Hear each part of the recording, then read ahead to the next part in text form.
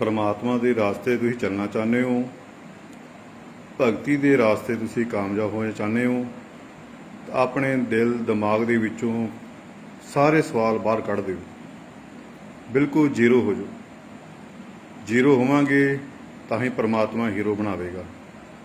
तो इस करके इस रास्ते दे विच परमात्मा के सफ़र ते तुहाडे मन दे विच किंतु परंतु नहीं होनी चाहिए।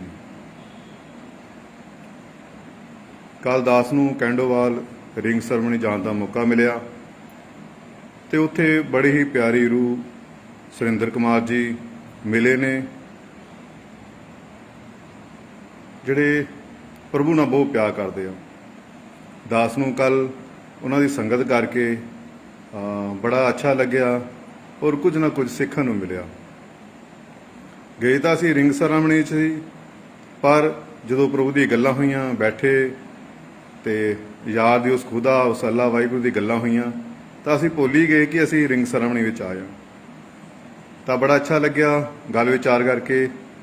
ते उन्होंने बड़ी वधिया एक गल सुनाई और वो मैं तुहाडे नाल सांझी करना चाहना कि दो लेडीज़ जा रही ते बस अड्डे ते खड़ियां वो, ते एक बस आई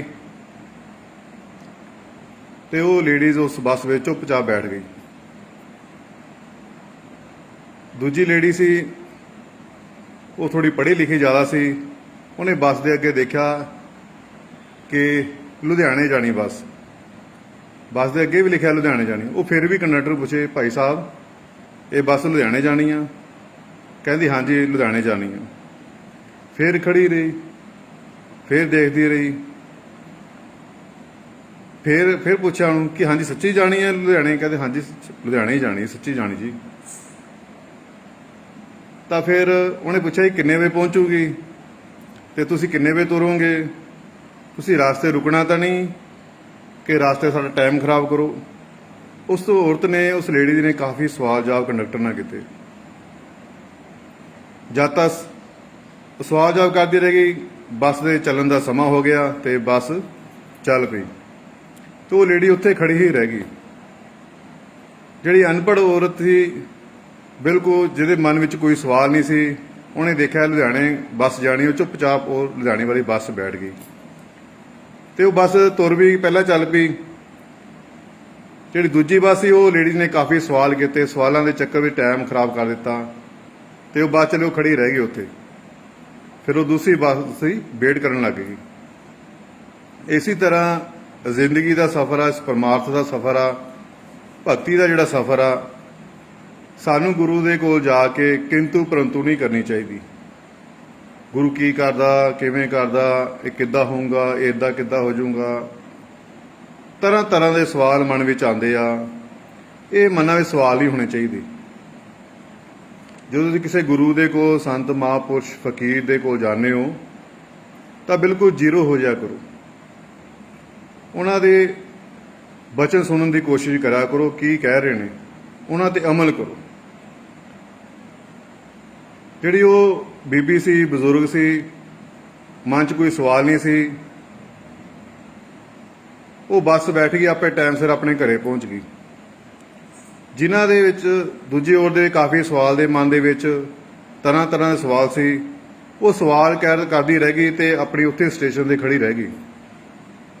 सो इसी तरह जिस गुरु को जाने आ, संत महापुरुष को बहने आ, वो नामदान की दीक्षा देंदे आ, तो उन्होंने पता है कि गुरु ने सानू हुक्म दिता कि बंदगी करनी है, भजन सिमरन करना। तो वो मत्था टेक के गुरु का आशीर्वाद लैके अपनी अभ्यास शुरू कर देंदे आ, अपनी बंदगी शुरू कर देंदे आ। जिहड़े पढ़े लिखे होंदे आ, ज़्यादा समझदार होंदे आ, ज़्यादा चुस्त चलाक होंदे आ, वो काफ़ी तरह के सवाल करते आ कि इदां किद्दां हो जू, एवें किवें हो जूगा, किन्ना चिर बहना आ, कुछ दिखता नहीं है, कुछ आ नहीं है, कुछ फलाना नहीं, धमकाना नहीं, मेरा कारोबार किद्दां चलूगा। सो तरह तरह के सवाल होंदे आ, ते वो सवालों तक ही सीमित रह जाते आ। जिन्हों अपने गुरु ते विश्वास हुंदा, गुरु ते भरोसा हुंदा, वो नामदान लैके, गुरु तो नाम शब्द लैके वो अपना अभ्यास शुरू कर दिंदा, ते वो एक ना एक दिन जल्दी मंजिल तक अपने पहुँच जाता है। जिहदे मन सवाल होंदे आ, वो अज भी अधूरा ते कल भी अधूरा, ते वो अपने स्टेशन ते उत्थे एक स्टेशन ते खड़ा ही रह जाता।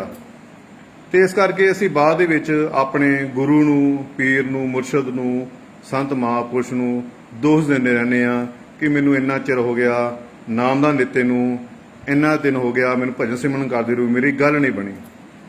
ਗੱਲ ਤਾਂ ਬਣੂਗੀ ਜੇ ਅਸੀਂ ਗੁਰੂ ਤੇ ਵਿਸ਼ਵਾਸ ਕੀਤਾ ਹੋਵੇਗਾ, ਗੁਰੂ ਦੇ ਬਚਨਾਂ ਤੇ ਫੁੱਲ ਚਾੜੇ ਹੋਣਗੇ। ਸਾਡੇ ਮਨਾਂ ਵਿੱਚ ਤਰ੍ਹਾਂ ਤਰ੍ਹਾਂ ਦੇ ਸਵਾਲ ਆ, ਅਸੀਂ ਬੰਦਗੀ ਨਹੀਂ ਕਰਦੇ, ਭਗਤੀ ਨਹੀਂ ਕਰਦੇ। ਗੁਰੂ ਨੇ ਇੱਕੋ ਕੰਮ ਦਿੱਤਾ ਸਾਨੂੰ ਕਿ ਸਿਮਰਨ ਕਰੋ, ਬੰਦਗੀ ਕਰੋ, ਇਬਾਦਤ ਕਰੋ, ਸਾਡੇ ਕੋਲ ਉਹੀ ਨਹੀਂ ਹੁੰਦਾ। ਅਸੀਂ ਮਨਾਂ ਦੇ ਵਿੱਚ ਤਰ੍ਹਾਂ ਤਰ੍ਹਾਂ ਦੇ ਸਵਾਲ ਰੱਖੇ ਹੁੰਦੇ ਆ, ਇਸ ਕਰਕੇ ਅਸੀਂ ਉਸ ਮੰਜ਼ਿਲ ਤੱਕ ਨਹੀਂ ਪਹੁੰਚ ਪਾਉਂਦੇ।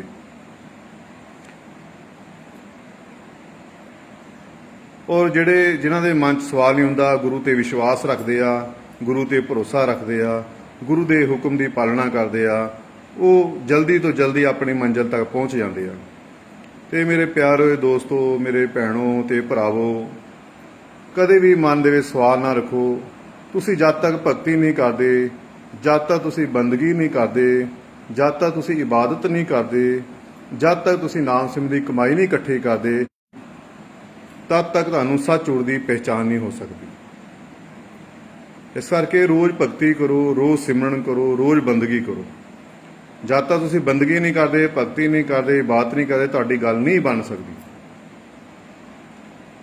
ਤੁਹਾਡੇ ਸਵਾਲ ਤਾਂ ਹੀ ਖਤਮ ਹੋਣਗੇ ਜੇ ਅਸੀਂ ਅਭਿਆਸ ਕਰਾਂਗੇ, ਰੋਜ਼ ਬੰਦਗੀ ਕਰਾਂਗੇ, ਆਪਣਾ ਡਿਊਟੀ ਸਮਝਾਂਗੇ, ਤਾਂ ਅਸੀਂ ਆਪਣੀ ਮੰਜ਼ਿਲ ਤੱਕ ਪਹੁੰਚ ਸਕਦੇ ਹਾਂ।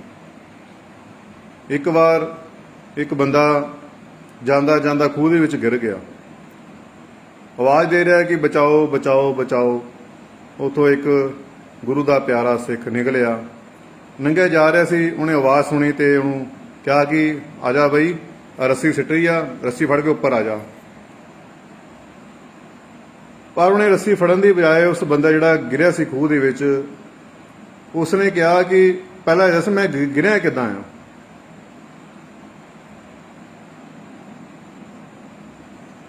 ਤਰ੍ਹਾਂ ਤਰ੍ਹਾਂ ਦੇ ਸਵਾਲ ਪੁੱਛੇ, ਹਨਾ, ਇਸ ਤਰ੍ਹਾਂ ਸਵਾਲ ਪੁੱਛੇ, ਮੈਂ ਗਿਰਿਆ ਕਿੱਦਾਂ ਆ, ਕਾਹਤੇ ਗਿਰਿਆ, ਕਿਉਂ ਗਿਰਿਆ, ਹਨਾ, ਕਿੱਦਾਂ, ਜਵਾਬ ਦਿਓ। ਤਾਂ ਸਮਾਂ ਕਾਫੀ ਹੋ ਜਾਂਦਾ। ਸੋ ਇਸੇ ਤਰ੍ਹਾਂ ਗੁਰੂ, ਸੰਤ, ਮਹਾਂਪੁਰਸ਼, ਫਕੀਰ ਸਾਨੂੰ ਸੰਸਾਰ ਵਿੱਚੋਂ, ਸਾਨੂੰ ਇੱਕ ਦੁੱਖਾਂ ਦੀ ਨਗਰੀ ਚੋਂ ਕੱਢਣ ਵਾਸਤੇ ਆਉਂਦੇ ਆ, ਸਾਨੂੰ ਸੁੱਤਿਆ ਪਿਆ ਨੂੰ ਜਗਾਉਣ ਵਾਸਤੇ ਆਉਂਦੇ ਆ। ਪਰ ਅਸੀਂ ਉਹਨਾਂ ਦੇ ਕੁਝ ਵੀ ਕਹਿਣਾ ਨਹੀਂ ਉਹਨਾਂ ਦਾ ਮੰਨਦੇ। ਉਹ ਸੰਸਾਰ ਦੇ ਦੁੱਖ ਇਕੱਠੇ ਕਰੀ ਜਾ ਰਹੇ ਹਾਂ, ਸੰਸਾਰ ਦੇ ਧਨ ਦੌਲਤ ਦੇ ਪਿੱਛੇ ਭੱਜੀ ਜਾ ਰਹੇ ਹਾਂ, ਸੰਸਾਰ ਦੇ ਪਦਾਰਥਾਂ ਪਿੱਛੇ ਭੱਜੀ ਜਾ ਰਹੇ ਹਾਂ। ਉਹਨਾਂ ਦੇ ਲਾਲਚ ਦੇ ਵਿੱਚ ਅਸੀਂ ਆਪਣੇ ਜੀਵਨ ਦੇ ਮਕਸਦ ਨੂੰ ਭੁੱਲੀ ਬੈਠੇ ਹਾਂ। ਸਾਡੇ ਇਸ ਜੀਵਨ ਦਾ ਮਕਸਦ ਬੰਦਗੀ ਕਰਨਾ ਸੀ, ਭਗਤੀ ਕਰਨਾ ਸੀ, ਭਗਤੀ ਕਰਕੇ ਉਸ ਪਰਮਾਤਮਾ ਦੇ ਚਰਨਾਂ 'ਚ ਪਹੁੰਚਣਾ ਸੀ। ਪਰ ਅਸੀਂ ਇਸ ਝੂਠੇ ਸੰਸਾਰ ਨੂੰ ਅਸੀਂ ਆਪਣਾ ਸਮਝੀ ਬੈਠੇ ਹਾਂ, ਜੋ ਸਾਡੀ ਅਗਿਆਨਤਾ ਦੀ ਨਿਸ਼ਾਨੀ ਆ। ਅਸੀਂ ਰਾਤ ਦਿਨ ਪੜ੍ਹੀ ਜਾ ਰਹੇ ਹਾਂ, ਪੜ੍ਹੀ ਜਾ ਰਹੇ ਹਾਂ, ਪੜ੍ਹੀ ਜਾ ਰਹੇ ਹਾਂ, ਪਰ ਉਹ ਪੜ੍ਹ ਕੇ ਲੱਦੀ ਜਾ ਰਹੇ ਹਾਂ, ਭਾਰ ਇਕੱਠਾ ਕਰੀ ਜਾ ਰਹੇ ਹਾਂ। ਕਦੇ ਉਸ ਦਾ ਜੀਵਨ ਬਣਾਉਣ ਦੀ ਕੋਸ਼ਿਸ਼ ਨਹੀਂ ਕੀਤੀ, ਆਪਣੇ ਆਪ ਨੂੰ ਉਹਦਾ ਜੀਵਨ ਵਿੱਚ ਢਾਲਣ ਦੀ ਕੋਸ਼ਿਸ਼ ਨਹੀਂ ਕੀਤੀ। ਤੇ ਇਸੇ ਤਰ੍ਹਾਂ ਸੰਤ ਮਹਾਂਪੁਰਸ਼, ਭਗਤ ਫਕੀਰ ਸਾਨੂੰ ਆਉਂਦੇ ਆ, ਸਾਨੂੰ ਹੋਕਾ ਦਿੰਦੇ ਆ ਕਿ ਨਾਮ ਜਪੋ, ਬੰਦਗੀ ਕਰੋ, ਭਗਤੀ ਕਰੋ।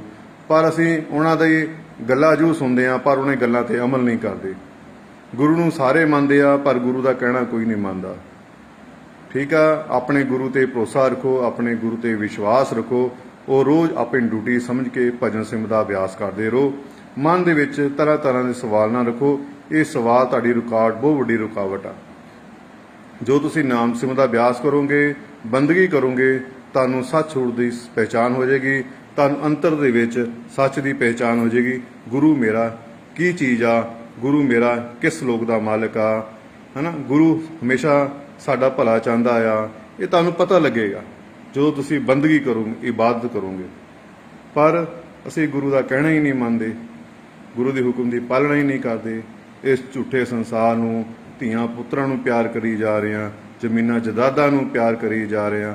ਅੱਜ ਸੰਸਾਰ ਵਿੱਚ ਦੇਖੋ ਕੀ ਹੋ ਰਿਹਾ, ਜ਼ਮੀਨਾਂ ਪਿੱਛੇ ਇੱਕ ਦੂਜੇ ਨੂੰ ਮਾਰੀ ਜਾ ਰਹੇ ਆ, ਰਿਸ਼ਤੇ ਨਾਤੇ ਖਤਮ ਹੋ ਗਏ ਆ, ਹਨਾ। ਪੈਸਿਆਂ ਨੇ ਜਗ੍ਹਾ ਲੈ ਲਈ ਦਿਲਾਂ ਦੇ ਵਿੱਚ। ਜਿੱਥੇ ਪਿਆਰ ਹੁੰਦਾ ਸੀ, ਹੁਣ ਪਿਆਰ ਦੀ ਜਗ੍ਹਾ ਹੁਣ ਪੈਸੇ ਨੇ ਲੈ ਲਈ, ਜਿਹਦੇ ਕਾਰਨ ਸੰਸਾਰ ਦੇ ਵਿੱਚ ਹਾਹਾਕਾਰ ਮਚੀ ਹੋਈ ਆ। वो भी दुखी आ, जिसको नहीं है वो भी दुखी आ, ਜਿਹਦੇ ਔਲਾਦ ਹੈ ਉਹ ਵੀ ਦੁਖੀ ਆ, ਜਿਹਦੇ ਔਲਾਦ ਨਹੀਂ ਆ ਉਹ ਵੀ ਦੁਖੀ ਆ। ਇਹ ਸੰਸਾਰ ਇਹ ਦੁੱਖਾਂ ਦਾ ਘਰ ਆ। ਜੋ ਵੀ ਇਸ ਸੰਸਾਰ ਵਿੱਚ ਆਇਆ ਉਸਨੇ ਦੁੱਖ ਹੀ ਕੱਟੇ ਨੇ, ਸੁੱਖ ਨਹੀਂ ਭੋਗਿਆ। ਸੁੱਖ ਸਿਰਫ ਕਿਤੇ ਵਿੱਚ ਆ, ਪ੍ਰਮਾਤਮਾ ਦੇ ਨਾਮ ਦੇ ਵਿੱਚ ਆ, ਪ੍ਰਮਾਤਮਾ ਦੀ ਬੰਦਗੀ ਦੇ ਵਿੱਚ ਆ, ਪ੍ਰਮਾਤਮਾ ਦੇ ਭਜਨ ਸਿਮਰਨ ਵਿੱਚ ਆ। ਇਸ ਕਰਕੇ ਆਪਣੀ ਡਿਊਟੀ ਸਮਝ ਕੇ ਰੋਜ਼ ਭਜਨ ਸਿਮਰਨ ਦਾ ਅਭਿਆਸ ਕਰੋ, ਆਪਣੇ ਗੁਰੂ ਤੇ ਵਿਸ਼ਵਾਸ ਰੱਖੋ। ਵਿਸ਼ਵਾਸ ਹੀ ਤੁਹਾਡੀ ਜਿੱਤ ਆ। ਜੇ ਵਿਸ਼ਵਾਸ ਨਹੀਂ ਕਰਦੇ ਤਾਂ ਤੁਸੀਂ ਅੱਜ ਵੀ ਫੇਲ ਆ, ਕੱਲ ਵੀ ਫੇਲ ਆ। ਇਸ ਕਰਕੇ ਵਿਸ਼ਵਾਸ ਭਰੋਸਾ ਕਰਨਾ ਸਿੱਖੋ। ਆਪਣੇ ਗੁਰੂ ਦੇ ਬਚਨਾਂ ਤੇ ਫੁੱਲ ਚੜਾਓ। ਜੋ ਗੁਰੂ ਕਹਿ ਰਿਹਾ ਉਹਨੂੰ ਧਿਆਨ ਨਾਲ ਸੁਣੋ, ਫਿਰ ਅਭਿਆਸ ਕਰੋ। ਸੰਸਾਰ ਨੂੰ ਇਹਨਾਂ ਸੰਸਾਰ ਦੇ ਜੋ ਸਵਾਲ ਆ ਆਪਣੀ ਭਗਤੀ ਵਿੱਚ ਨਾ ਲੈ ਕੇ ਜਾਓ। ਗਿਲੇ ਸ਼ਿਕਵੇ ਆਪਣੀ ਭਗਤੀ ਵਿੱਚ ਨਾ ਲੈ ਕੇ ਆਓ। ਪਰਮਾਤਮਾ ਨੂੰ ਕੋਈ ਸ਼ਿਕਾਇਤਾਂ ਨਾ ਕਰੋ, ਪਰਮਾਤਮਾ ਨੂੰ ਕੋਈ ਗਿਲੇ ਸ਼ਿਕਵੇ ਨਾ ਕਰੋ, ਪਰਮਾਤਮਾ ਨਾਲ ਕੋਈ ਸ਼ਿਕਾਇਤਾਂ ਨਾ ਕਰੋ। ਭਗਤੀ ਦੇ ਵਿੱਚ ਕੋਈ ਤੁਹਾਡਾ ਸਵਾਲ ਨਹੀਂ ਹੋਣਾ ਚਾਹੀਦਾ। ਬਸ ਤੁਸੀਂ ਆਪਣਾ ਡਿਊਟੀ ਸਮਝ ਕੇ ਰੋਜ਼ ਭਜਨ ਸਿਮਰਨ ਦਾ ਅਭਿਆਸ ਕਰਦੇ ਰਹੋ। ਸੰਸਾਰ ਇਹ ਜੋ ਲੈਣ ਦੇਣ ਨੇ, ਸੁੱਖ ਦੁੱਖ ਨੇ, ਇਹ ਕਰਮਾਂ ਦੇ ਨੇ। ਜਿਹੇ ਅਸੀਂ ਕਰਮ ਕੀਤੇ ਆ ਉਹ ਸਾਨੂੰ ਭੁਗਤਾਨ ਕਰਨਾ ਹੀ ਪੈਣਾ।